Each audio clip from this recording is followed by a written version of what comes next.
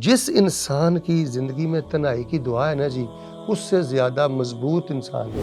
شیخ، علمی سفر کے دوران ایک ایسا بھی موڑ آیا کہ آپ اسحاق جہلوی سے کافی متاثر ہوئے۔ میں تو یہاں تک کہتا ہوں کہ ہمارے اسٹیج پر اسی کو ہونا چاہیے جس کو ایک جماعت لیٹر جاری۔ میں تو اس کو اپنی زندگی کا آپ کو تجربہ بتلاتا ہوں کہ کسی بھی نعمت کو لینے میں بس دعا کی ہی کمی رہی۔ شیخ، ڈیجیٹل میڈیا سے وابستگی آپ کی کب سے ہوئی اور کیسا اس کو سمجھتے ہیں؟ میں نے اپنے کئی ایسے مشائخ دیکھے ہیں کہ جن کی 15,000 16,000 سیلری ہے، 16 لاکھ لینے والا بندہ اتنا پرسکون نہیں ہے جتنا پرسکون وہ 16,000 لے کر ہے۔